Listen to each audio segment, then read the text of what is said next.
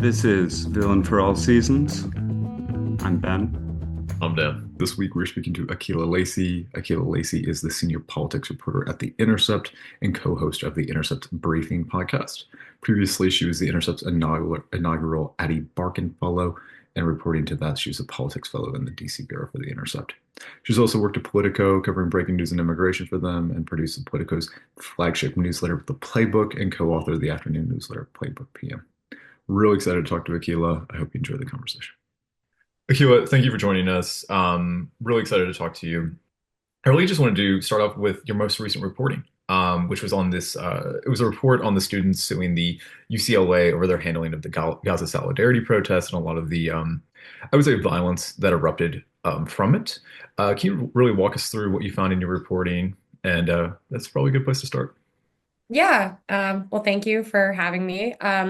So this story came out of some reporting that we've been doing over the last year or so on, over the last 2 years on, school and police responses to school encampments against the genocide in Gaza. But this story came out of some more recent reporting that we've been doing on like UCLA specifically. We covered a lawsuit a few months ago from protesters who were suing police over their basically standing by while a pro-Israel mob attacked encampment protesters for more than 5 hours. And so some sources who I worked with on that story, attorneys and sort of like a collective working with the protesters, reached out about this lawsuit.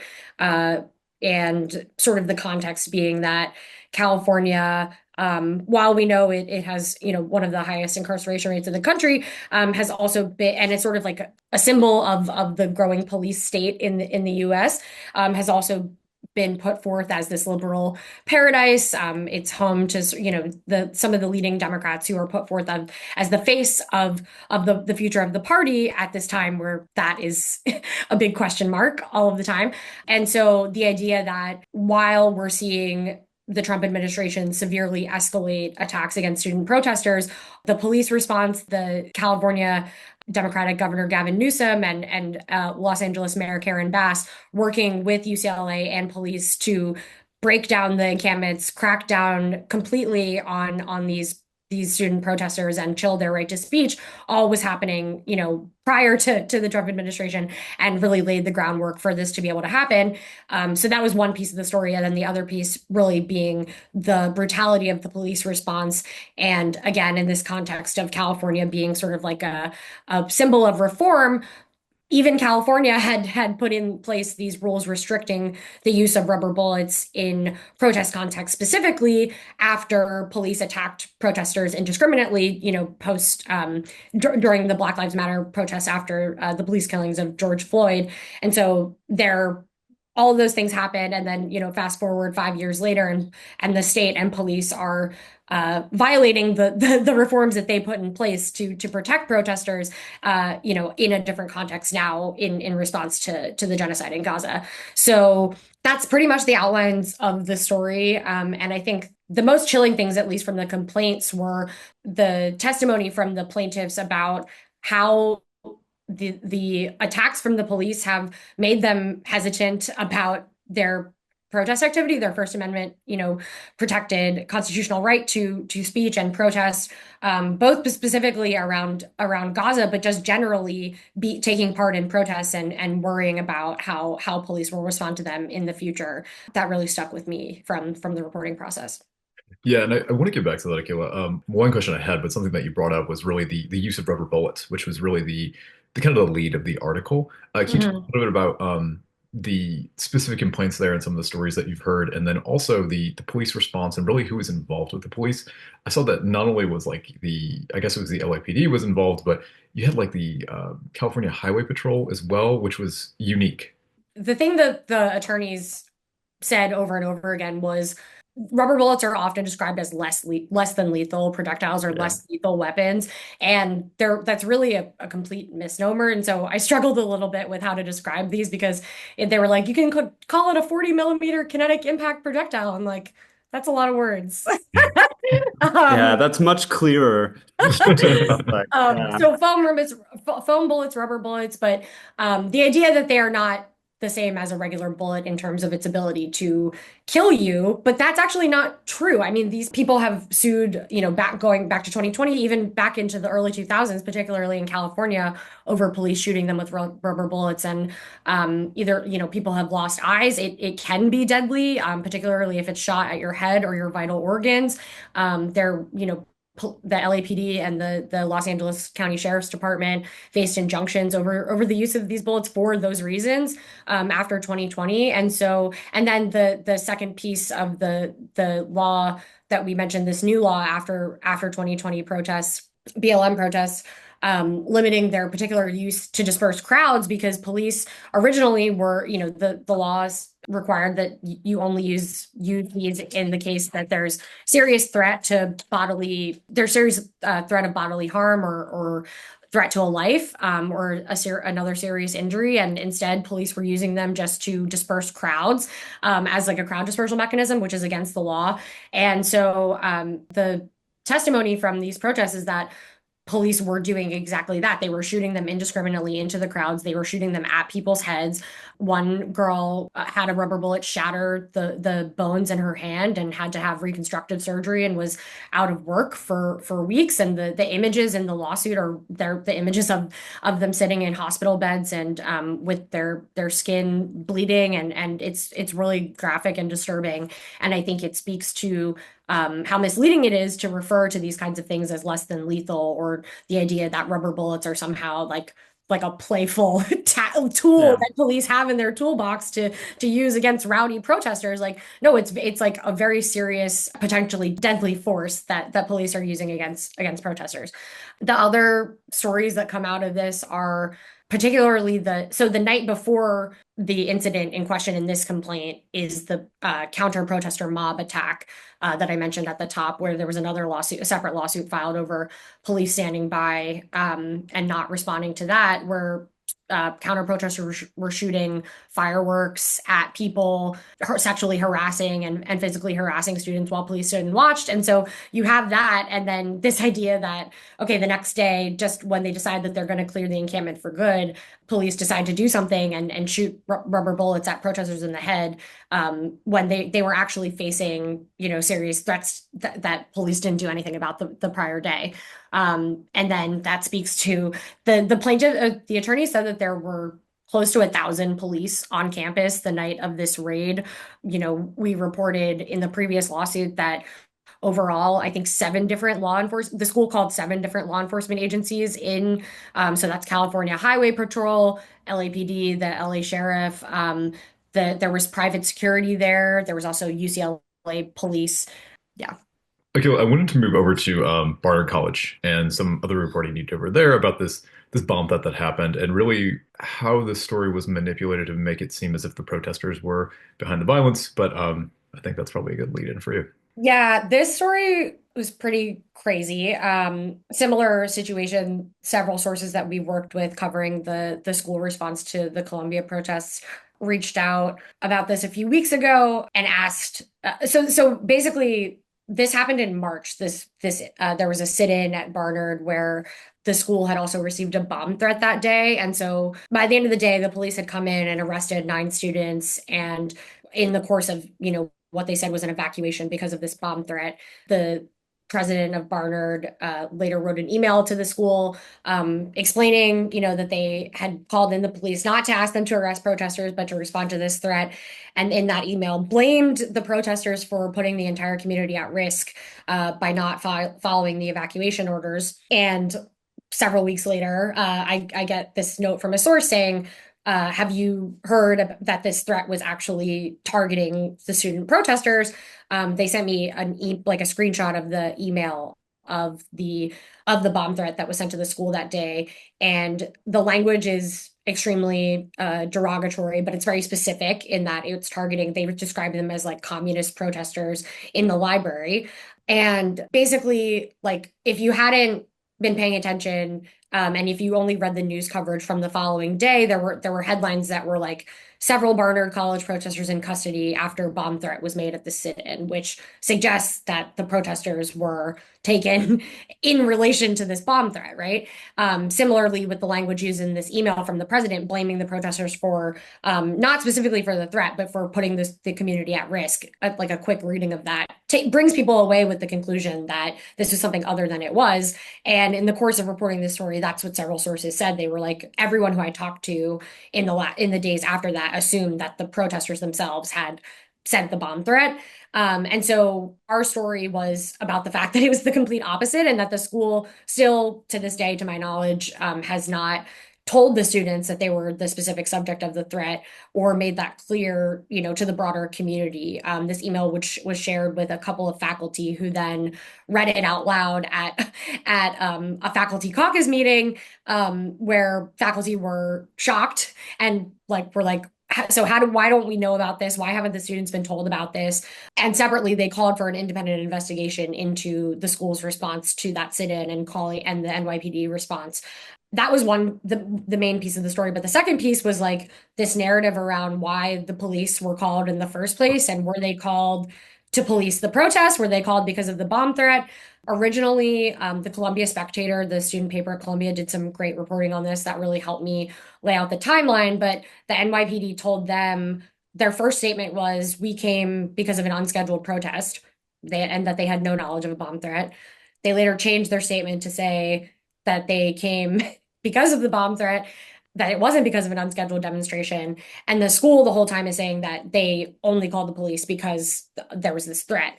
But sources who were there at the time said that they saw the NYPD unit responsible for policing protests, the Strategic Response Group, outside of the library in a window of time before the email was actually sent to the school. So there are questions there about, if there were police outside before the bomb threat actually was emailed, then why?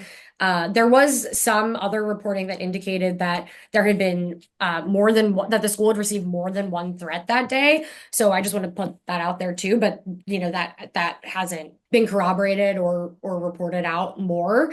But basically, like the school has been cracking down on these protests for over a year now, and so it's not out of the question that and this is certainly what my sources were suggesting, that they believe that the police were called to disperse the protest, and that this bomb threat materialized, and then students were punished for that threat.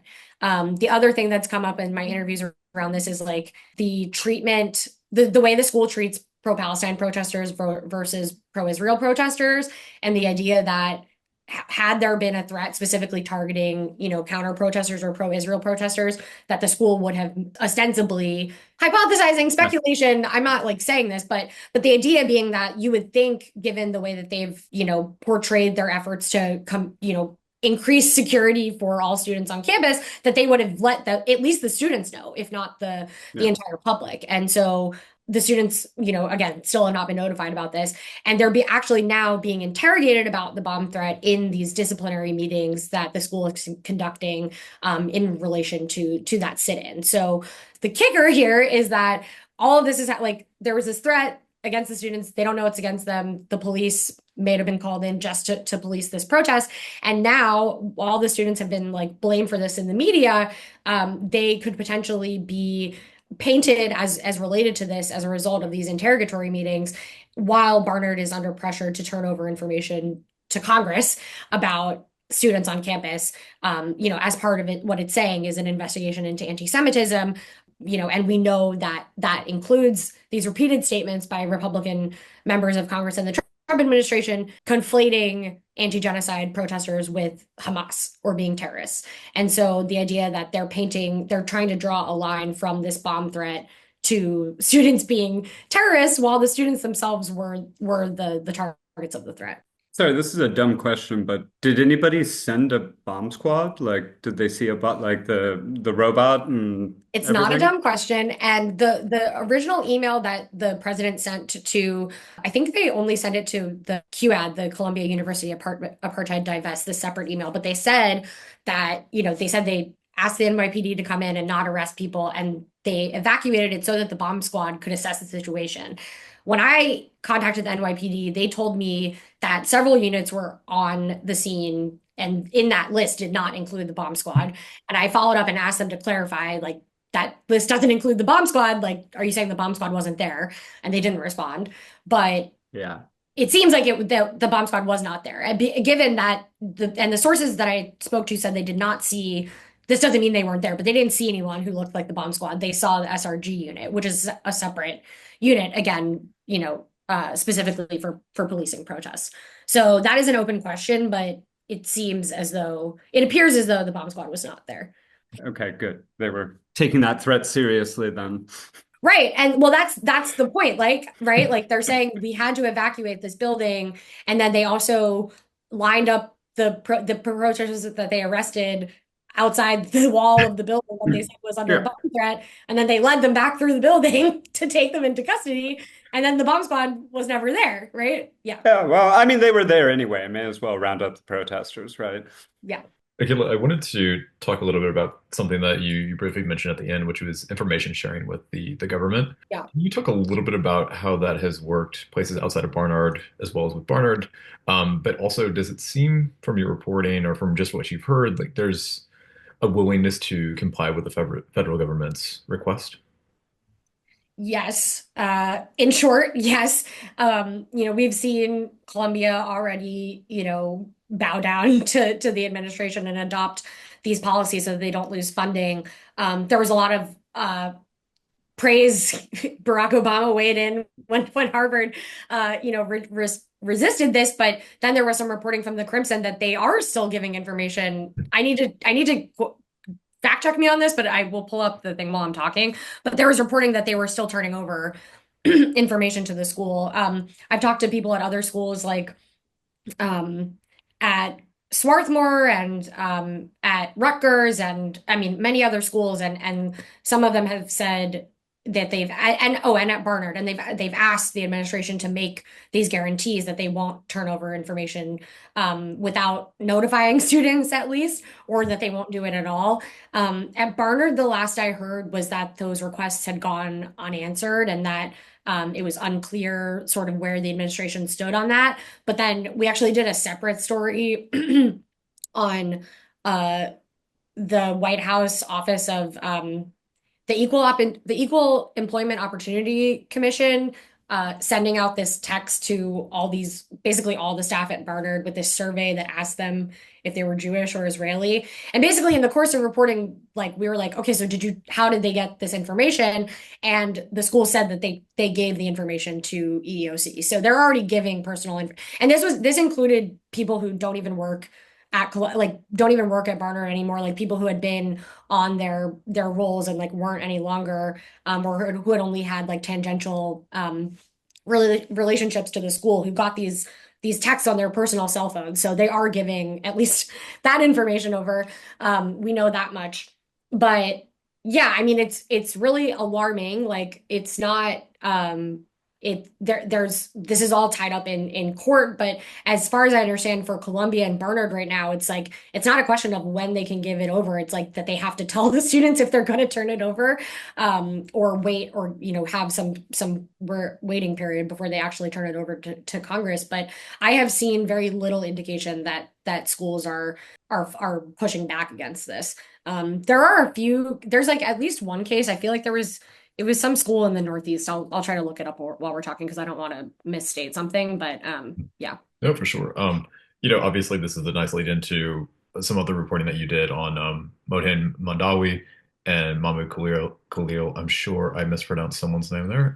So please forgive me, everybody. But can you talk a little bit about your reporting there and really where from what you've read recently, where those cases stand? I do know Mandawi, I believe, had charges dropped. But yeah, I'll let you speak. Yeah, so Madawi was released, and I haven't had a chance to speak with him since he got out, but that has only strengthened calls to release Mahmoud Khalil and Rumesa Ozturk, who are both still in Louisiana right now. But these cases are extremely complicated, and there's competing court motions going back and forth, and basically the situation right now is that the courts have allowed Mahmoud Khalil's case to go forward in New Jersey, even though he was moved to Louisiana, which is a good thing because part of the reason that they're putting all these people in Louisiana is because the Fifth Circuit is, more open to siding with the Trump administration. And so that's while that sounds like kind of like a boring legal note, it's actually a really positive material development for Mahmoud Khalil. I will note, this happened a few months ago, but like he is still not able to, while that's a positive development, he's still being, withheld of many of his civil liberties and constitutional rights. And he had asked to be let out to go attend the birth of his first child, which he was not allowed to do a few weeks ago. So yeah, the good news that Mohsen was released has only, strengthened calls, including from some members of Congress. I think I saw Ayanna Pressley posting about this too recently, like to continue putting pressure on them to free Rumesa and Mohsen. I was at a panel actually last week at Tufts with some of the reporters at the Tufts Daily that ran the paper that Rumesa's op-ed was in, the op-ed that the government is saying that they implying that they detained her for. And the executive director of the ACLU of Massachusetts, Carol Rose, who's on Rumesa Osterk's legal team. So I learned some stuff there, but Rumesa, Carol told us that Rumesa she has asthma and they took away her asthma medicine in detention. And so she's had more asthma attacks in the past, month and a half that she's been detained than she has had in her entire life, which was shocking. And as a person with asthma, like terrifying, like I take my inhaler a lot when I am having trouble and it's horrifying. Like you literally can't breathe. And I feel like there's this sense of relief that they haven't actually been deported yet, but the conditions that they are in are terrible. And I think that is really important to remember, in addition to all the other people who are being held in these facilities and don't have media attention on their cases. But yeah, that's kind of where things are right now for all of them. And I think Mandawi was actually he went to Vermont, right? Was that where his case was held? How did that happen versus having to go to Louisiana? So he is a Vermont citizen or sorry, a Vermont resident. And so he ended up going, we broke this story when it happened, but he went in for his citizenship, what he thought was going to be his citizenship interview. And he was in New York because he's a student at Columbia. He had gone into hiding basically after Mahmoud Khalil was detained because he was afraid that they were going to come and take him. He had pleaded with Columbia to get him safe housing and they didn't. So he took it into his own hands. But I think I don't exactly remember when they reached out to him, but throughout this, the first couple months of the Trump administration, he got this email notifying him about the citizenship interview. And so he had to go to Vermont for the interview. So that's why he was there. And where you're taken into custody is supposed to be where there's jurisdiction over the case, but obviously that's why they've been moving people so quickly and clandestinely without telling anyone where they are for 72 hours to Louisiana so that they can move forward with proceedings there. So that's why he was in Vermont. Wild. Um, just And to oh, sorry, I'll just add one more thing. yeah, My yeah. colleague, Prem Thacker, who is at Zateo now but used to work with us, reported that they apparently had like plane tickets to take him to Louisiana ready to go, and like he ended up going to the bathroom or something, and like being able to get, like, he didn't know, but I think there was some twist of fate basically where like they were trying to take him to Louisiana and they had the tickets ready and he went to the bathroom and like missed something, and so they were able to keep him in Vermont. And so like, yeah, you can just imagine what would happen otherwise. It's like the one final boarding call you really want to miss, you know? Yeah. Jeez. Yeah. Just to wrap it up with campus protest, again, like I've really enjoyed the reporting you've done on this, and I was just wondering, like, do you think a lot of these legal actions, whether it be with Mandawi or Mahmoud Khalil, are really the people that we're not hearing from, and really the broader crackdown that we're seeing currently would have been possible really without the precedent set by the Biden administration? No, the actions that the administration took, or the actions that they didn't take to stand up for these students and to protect them when they had the chance, I think had things gone differently, it would have been much harder. I think Trump would have done everything he could to do all of this anyway, but I think it would have been harder, and I think there would have been more institutional pushback or like a precedent, at least, for Democrats to be out in front on this. Like there has been more sort of uproar from Democrats, particularly around these high profile cases like Mahmoud and Rumeysa and Mohsen that we're talking about. But there are so many students who are still tied up in disciplinary proceedings or who have had their degrees revoked or like been subject to harassment and doxing and all these things where Democrats are not acknowledging the attacks that they led on those students, in the last 6 months of the Biden administration. And so it's hard to then turn around and say we can't believe this is happening, right? Like I don't think that's lost on a lot of people, but I do think there is this human desire to simplify it into like Trump bad, Biden good, but it's really just like way more complicated than that. And in some ways it's not complicated. I mean, we heard Biden basically, shame protesters for being anti-Semitic, which set the tone for all of this to happen. And many of these offices, like the Office of Institutional Equity at Columbia, and these offices that are now tasked with like saying that they're focusing on just, fixing discrimination, but they're actually going on a witch hunt against faculty and students, were put in place under the Biden administration under the auspices of, attacking anti-Semitism, all the things that Trump is saying that he's doing right now. And so that's come up in several stories. Like I had a reader actually email me the other day because I didn't even realize it. We said like this office was opened in November of 2024. And the reader was like, doesn't that mean that Biden started this? And I was like, yeah, it does.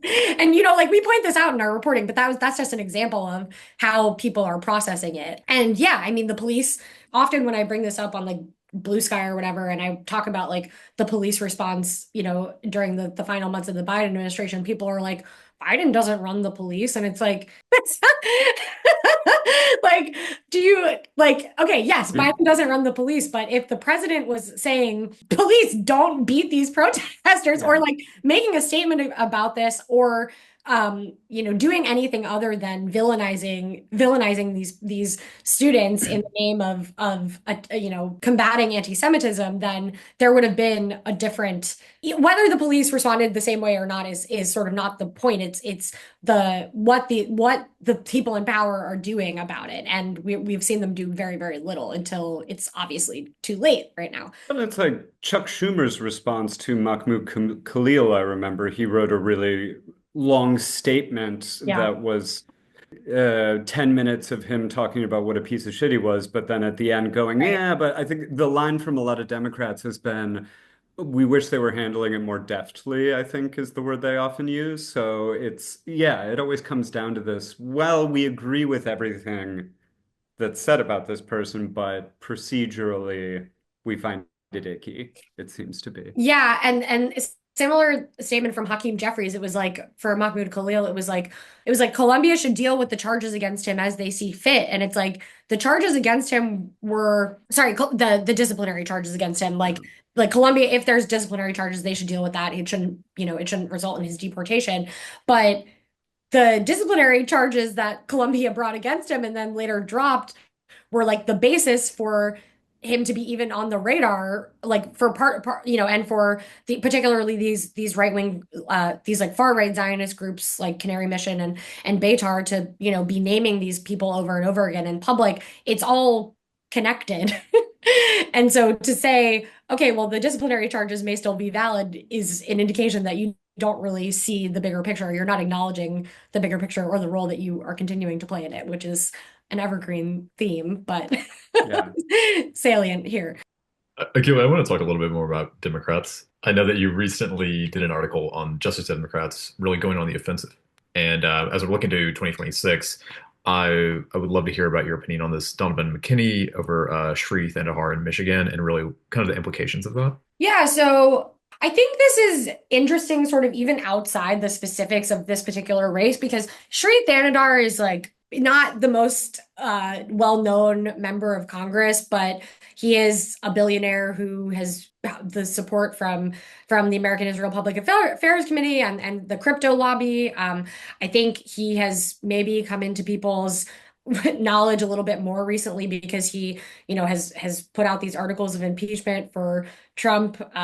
it was reported that apparently he signed some people onto that who did not sign onto it, and then they had to like retract their names. He's kind of a character. But anyway, he kind of has put himself out in the news again because he is facing a primary. And so I think that is part of the motivation around the articles of impeachment. But he represents a district in Detroit. He hasn't been in office for all that long. He's not, the most pro-Israel member of the caucus by any means, but I think he has come under criticism, at least from Rashida Tlaib and other members of the Michigan delegation, for not being responsive to his constituents, kind of falling back and resting on the big money support that he has and his own financial support.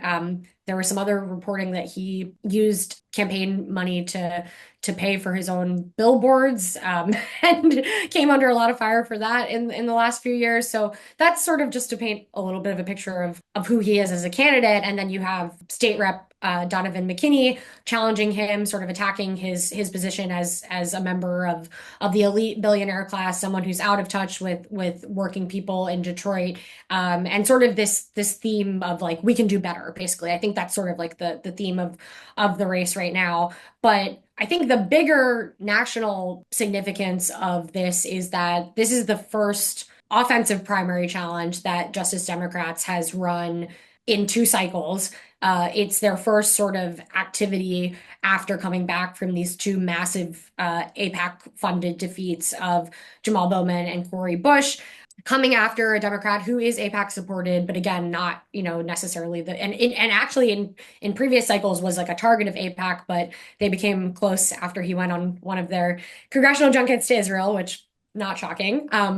But it's kind of Justice Democrats is like rise from the ashes. Like, what are they going to do next? Like, what is the role under a Trump administration? What is the role for this progressive group to play? The squad has been decimated. Does the squad exist? Like, what does that even mean anymore? And where can progressives go in this Congress? I think also when people are asking, like, is the Congressional Progressive Caucus like a thing?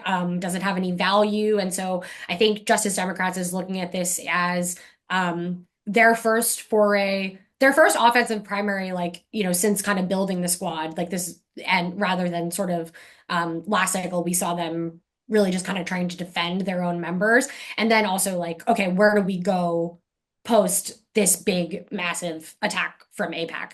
And to zoom out a little bit on that, I mean, AIPAC spent more than $100 million on elections last cycle, and most of that targeting, candidates who were critical of U.S. military support for Israel or the genocide in Gaza, and specifically going after squad members. AIPAC and outside spending combined spent more than $30 million on the Bush and Bowman races. Do you think that McKinney has a chance? That is a good question. It's always hard. I mean, it's kind of hard when you're a state rep going up against a self-funded millionaire. I think AIPAC will probably spend heavily in this race. I think it's a question of how much people in this district can be motivated, particularly under the current circumstances, like Republican control of Congress. Like, I think there's, in some ways, it could be read as like an opportunity for people to route their frustrations under Trump or do something there. But I also think it's kind of, it could cut the other way, where it's like people might think like, well, what's the point? We don't have, the progressives don't exist. Like we're not, they're not going to be able to really do anything in Congress. I think, I don't know enough specifically about constituents in this district to say, but I would be curious, like, how much they really feel like the reporting that Thanadar is like out of touch with his district, like how much that really translates into throwing your weight behind someone else that who has name recognition, but is not necessarily like, I don't know, the most, well-known politician in the area.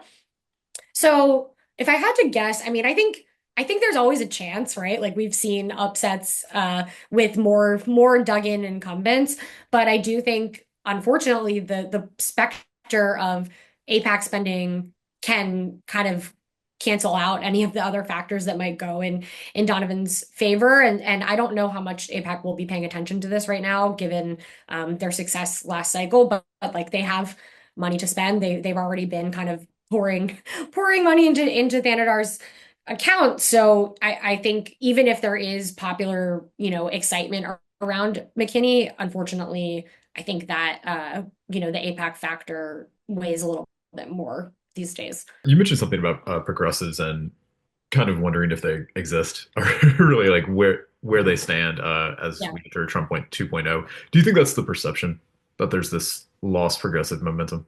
Yeah, at least from people, from people who I see complaining about coverage on social media and stuff, but also internally from people in the movement. I think there's a lot of question marks about what are we doing, like who's leading us. I think, people have found I don't want to say hope, but like found some answers to that in the Bernie Sanders, Alexandria Ocasio-Cortez oligarchy tour, but it's kind of like it's hard to keep that up when you're not necessarily seeing it translated in action, like successful action in Congress. And while there are institutional limits to what Democrats could actually do, like they actually can't do things because of the numbers that they have, right? People know that, but they don't necessarily connect that with like what they're seeing sort of on the movement side, if that makes sense.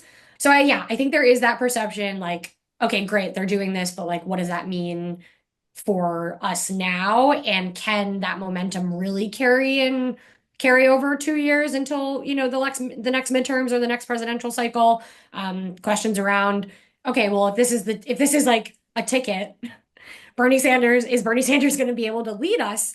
The age question comes up, and I think there's like a bit of a lack of nuance around that discussion that I won't get into now. But like that is another piece of the argument. And then separately, I mean, I've been hearing not just from the outside, but from people inside Congress for years about like the Congressional Progressive Caucus basically not meaning anything, and being home to a slew of moderates and centrists who end up, keeping them from really doing anything meaningful. They are under new leadership with Greg Casar, but there's always pressures to kind of play the game. And again, at a moment where you don't really have a lot of tools in your toolbox to show people that you're doing something effective, I think it's harder for people to see like what's the point of something like this right now. So yeah, that is certainly the perception that I hear from a lot of people though, like kind of like the movement is dead or like like there's nothing going on, which I don't think is fair necessarily. And I think there is a question, at least in progressive politics, like how do we weigh the value of electoral work and non-electoral work? And I think there's a ton of non-electoral progressive work that is actually taking off right now, but like will that translate into electoral wins? Like I don't know if that's really the goal of some of that work or if it should be, but I think they're like two separate moving pieces that yeah. Yeah. I want to talk about everybody's favorite progressive, and that's John Fetterman. So My guy. well, Ben, do you want to kick off some Fetterman talk? Yeah, sure. Well, I don't know if you've read any of the recent articles that came out over the last week. There was a few talking about his I don't know.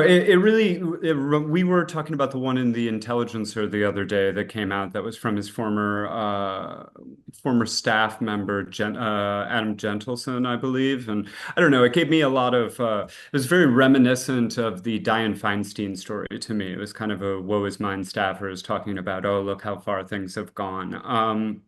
I was wondering if you had any responses first just to this new story about Fetterman's mental state and kind of maybe if there's any purpose behind coming out so hard about that now. And then I guess we could just talk more broadly about his, descent into being one of the most hated men in America by the left.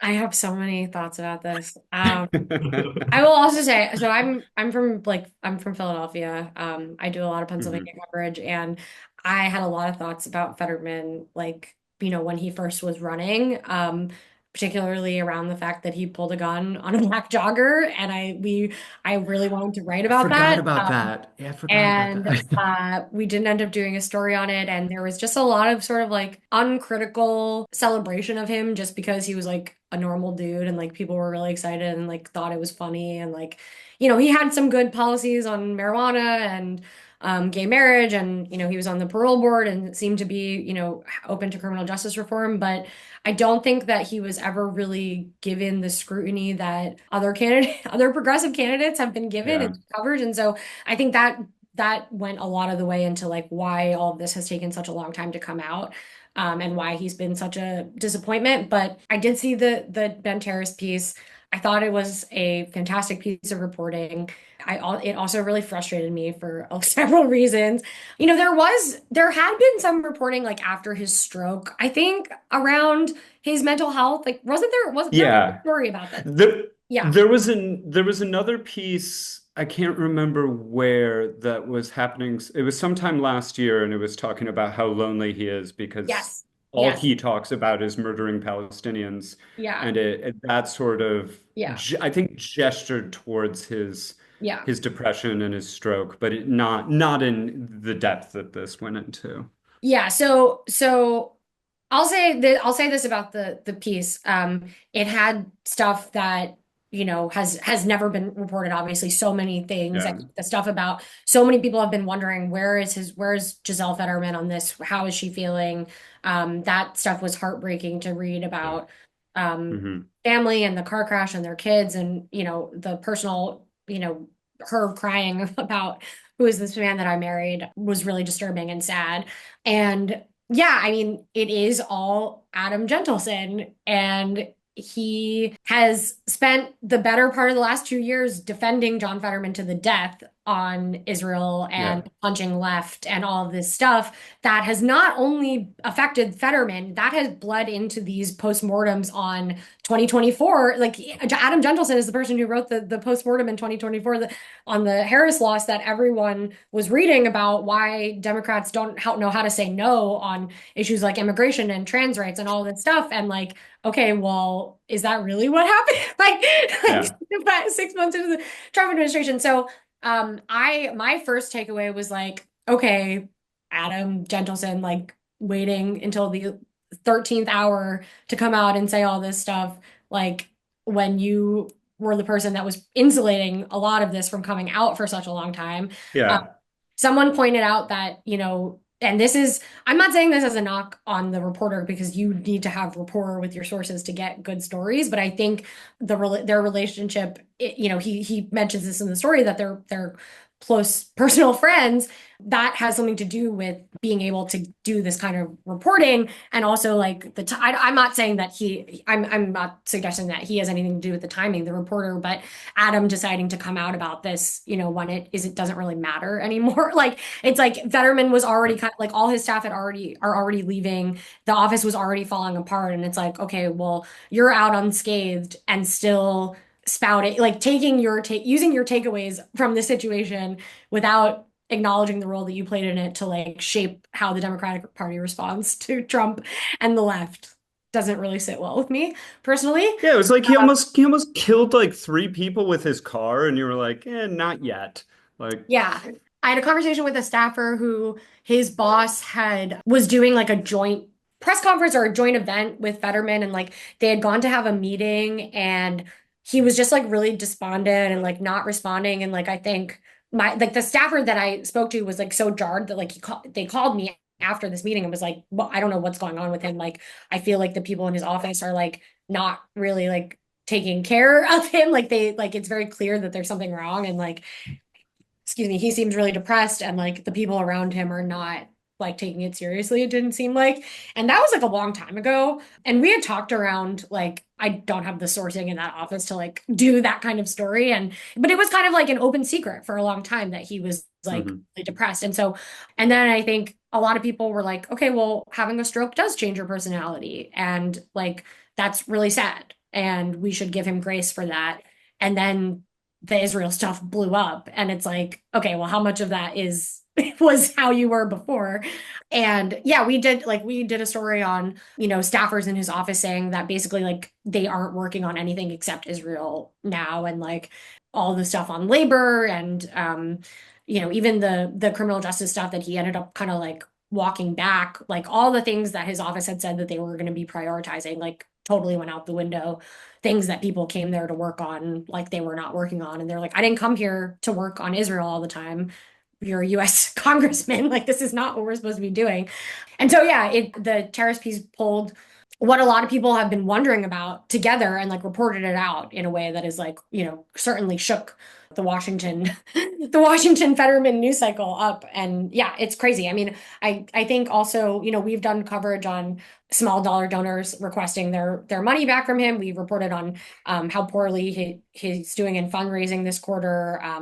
And yeah, it's looking like, I don't know. I don't know if he will run again. I think it depends a lot on the people that he has around him, but it's really hard when you have so much turnover in your office. Like, he had 3 communications directors in like a year and a half. It's hard to have like a cohesive sort of strategy. Also when you're kind of falling apart. And so I think it's really sad, but it's also obviously you're a public servant and it's not just him. He's making decisions that are affecting millions of people. So do you think he has what it takes to lead the Democratic ticket in 2028 for president, as has been floated by many people? At this point, I wouldn't be shocked if that's what came out. But no, I don't think it takes a lot to be in public office. And I don't think that this is a person who all the reporting that's come out over the last like 2 years raises serious questions about like whether he is suited for public office. Mm-hmm. Akela, I just wanted to ask you one last question about Fetterman, which is, what do you think the purpose of the timing of all these articles is? Oh, well, I mean, I think, I don't know. I was asking myself this question about the terrorist piece. Like, I don't think this is necessarily like driving it, but going back to what we were talking about earlier in terms of like Democrats recognizing the role and they've played for everything that's happening under Trump. Like, I do think there is an element of that in it, that in sort of a cynical way where they're trying to distance themselves from sort of, and I'm not saying that like Fetterman, I mean, I think the Israel stuff is obviously related, but and Fetterman has been pretty aggressive in the way that he's disparaged protesters, but he hasn't been like the lead offender on that. But I think generally this idea that Fetterman was the face of the party until what a week now, like his top staffer is saying that he is depressed and putting his family in danger, and so actually like all that stuff isn't true. Like it kind of feels like there is an excuse being made for his behavior that is trying to like distance it from the policy side of it in a sense that like there's like, oh well, this is the explanation for like all of the inappropriate or like disparaging stuff that he said about his colleagues, or the genocidal language that he's used around Palestinians, but like the ethos is still correct. And I think I might have been misquoting, but I think there's a piece in the terror story where Jendlson basically says like the strategy, like this is still the right strategy, like being a moderate, and so I think there's this attempt to like course correct in like a really gross way that's like, okay, well, maybe this wasn't the right guy, but like all the stuff that we said, like that still applies. But this guy, not him. A different guy. Yeah, we agree with everything he says. It's just a bad look the way he's doing it. Yeah. Akela, thank you so much. I hope that you'll come back on for another conversation. We had a great time talking to you. Thanks for your time, and hope to talk to you more soon. Yeah, thank you both. This was fun. I appreciate it. Thank you. Thank you so much. This has been Villain for All Seasons. I'm Dan. I'm Ben. Thanks for listening. Like, share, subscribe.